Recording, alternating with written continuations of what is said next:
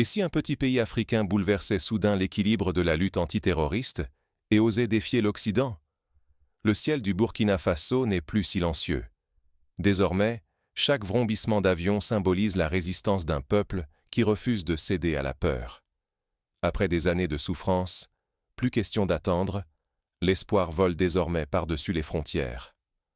Au centre de cette métamorphose, le capitaine Ibrahim Traoré.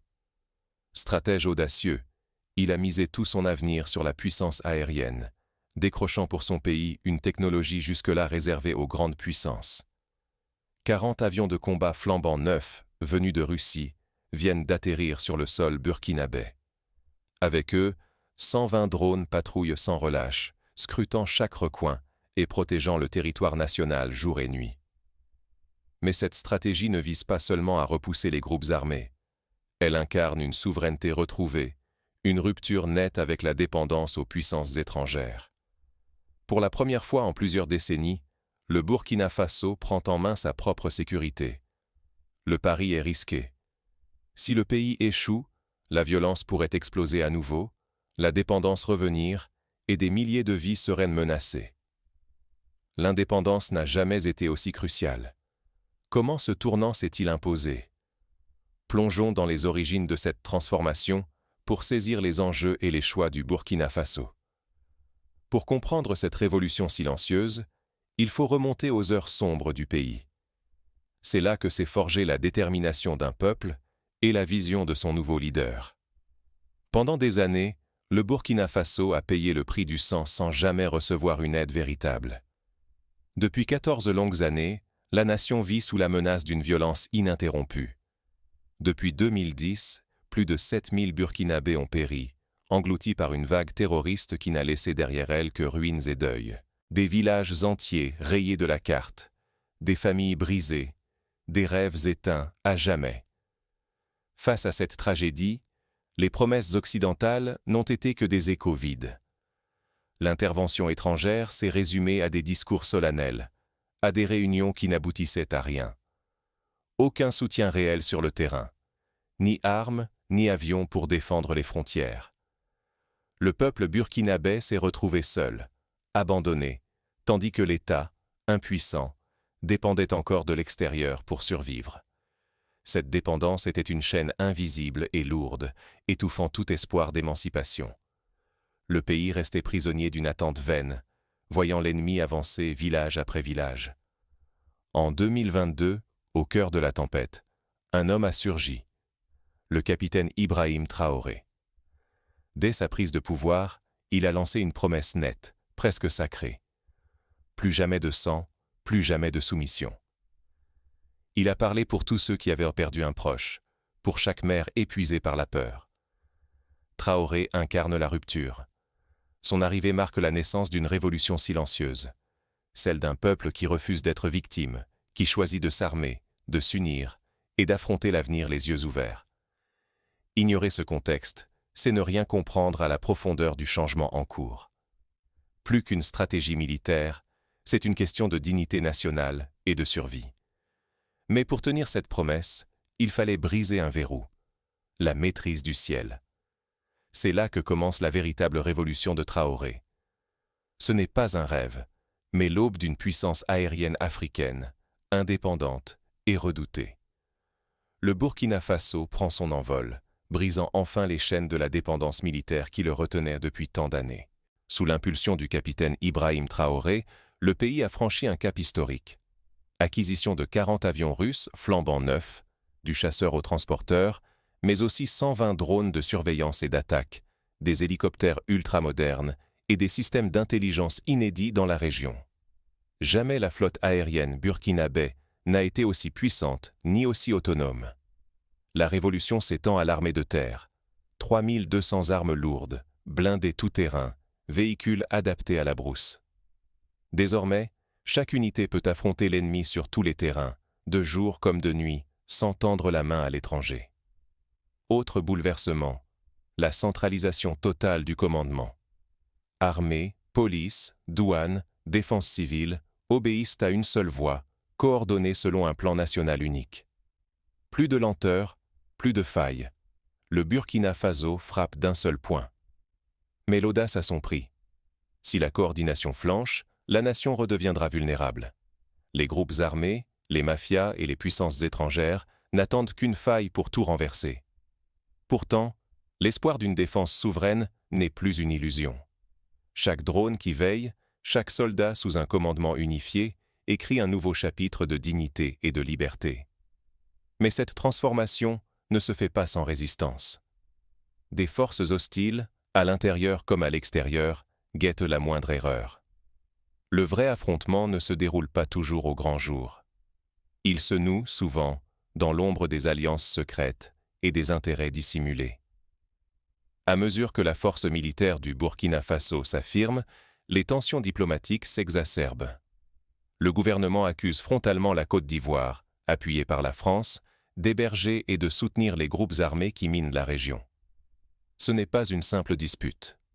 Pour Ouagadougou, le véritable objectif serait de maintenir le Sahel divisé, d'en exploiter l'or, l'uranium, le pétrole. Un jeu dangereux où chaque puissance privilégie ses intérêts, au détriment du devenir des peuples africains. Dans ce contexte brûlant, la promesse d'Ibrahim Traoré prend une dimension nouvelle. Rompre le cycle de domination, agir sans attendre le feu vert d'aucune puissance étrangère. Pour la première fois depuis des décennies, le Burkina Faso veut choisir sa voie, sans tutelle ni compromis. Mais vouloir l'indépendance, c'est aussi s'exposer. Un seul faux pas, et la région pourrait s'embraser. Instabilité politique, guerre par procuration, voire confrontation directe avec les puissances étrangères. À chaque instant, l'avenir du Sahel se décide. Le compte à rebours s'accélère. L'engagement du Burkina Faso va bientôt être mis à l'épreuve, sous le regard de toute la région. Quand la peur recule, tout devient possible. Une armée peut rallumer l'espoir d'un peuple et ouvrir l'avenir. Désormais, dans chaque ville et village du Burkina Faso, l'angoisse quotidienne s'efface. Des avions et des drones burkinabés sillonnent sans relâche le ciel, rassurant les habitants, décourageant les menaces. Leur présence visible transforme l'atmosphère, redonnant confiance là où régnait la terreur. Civils et militaires travaillent main dans la main. Les habitants participent aux surveillances, partagent des informations, deviennent acteurs de leur propre sécurité. Cette alliance crée un rempart inédit, mêlant vigilance humaine et puissance technologique contre l'ennemi.